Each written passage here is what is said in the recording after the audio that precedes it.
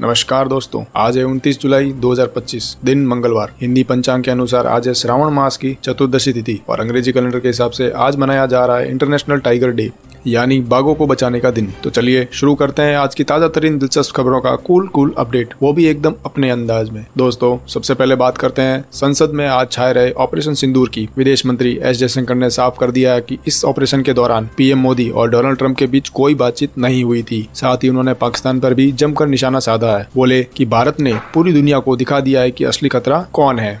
चलिए अब चलते हैं अगली खबर की तरफ। अब बात करते हैं रक्षा मंत्री राजनाथ सिंह की, जिनकी स्पीच आज संसद में गूंज गई। वो बोले, हमारे कितने विमान गिरे ये सब पूछते हैं, लेकिन दुश्मन के कितने गिराए गए वो कोई नहीं पूछता। राजनाथ जी ने साफ कर दिया कि भारत अब चुप नहीं बैठता, हर आतंकी हमले का जवाब दुगनी ताकत से देता है। अगली खबर आ रही है जम्मू कश्मीर से। लिडवास इलाके में सुरक्षा बलों ने ऑपरेशन महादेव चलाया और 3 आतंकियों को ढेर कर दिया। कहना गलत नहीं होगा, अब आतंकियों की उल्टी गिनती शुरू हो गई है।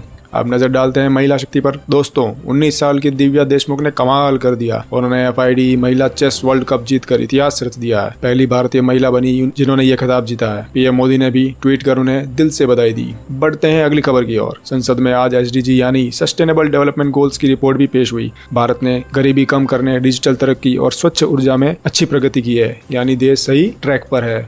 अब बात गांव देहात की। सरकार ने बताया कि जल जीवन मिशन के तहत अब तक 12.44 करोड़ ग्रामीण घरों को नल से पानी का कनेक्शन मिल चुका है। हर घर जल अब सिर्फ नारा नहीं, हकीकत बनता जा रहा है। अब चलते हैं एक और रात भरी खबर की तरफ। उज्ज्वला योजना के तहत 10.33 करोड़ महिलाओं को गैस सिलेंडर मिल चुका है। इससे उनकी रसोई में धुआं तो कम हुआ ही है और जिंदगी थोड़ी और आसान बन गई है।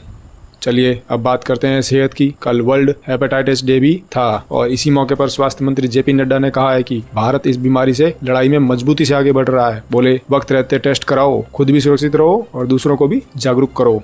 आइए अब नजर डालते हैं अंतर्राष्ट्रीय खबर पर। थाईलैंड और कंबोडिया के बीच पिछले कई दिनों से जो सीमा पर टेंशन चल रही थी, अब वो बिल्कुल शांत हो गई है। मलेशिया के प्रधानमंत्री ने खुद सीज फायर की घोषणा की। शांति की कोशिश रंग ला रही है। अब एक अच्छी कोशिश की बात करते हैं। चीन ने कहा है कि वो थाईलैंड और कंबोडिया के बीच शांति वार्ता को सक्रिय रूप से बढ़ावा देगा। चलिए उम्मीद करते हैं इस पर बातचीत से मामला सुलझेगा।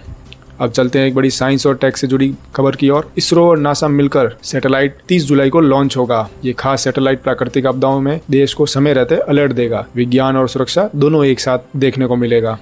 चलिए अब थोड़ी सुकून की बात करते हैं। कल सावन का 30वां सोमवार था और मंदिर में हर हर महादेव की गूंज सुनाई दे रही थी। भक्तों की भीड़ देखकर लग रहा था मानो आसमान भी शिव भक्ति में झूम रहा हो। चलिए आखिर में एक धार्मिक अपडेट देखते हैं। अमरनाथ यात्रा में अब तक 3.77 लाख श्रद्धालु बाबा बर्फानी के दर्शन कर चुके हैं। इस साल यात्रा शांतिपूर्ण ढंग से चल रही है। प्रशासन ने अच्छे इंतजाम किए हैं।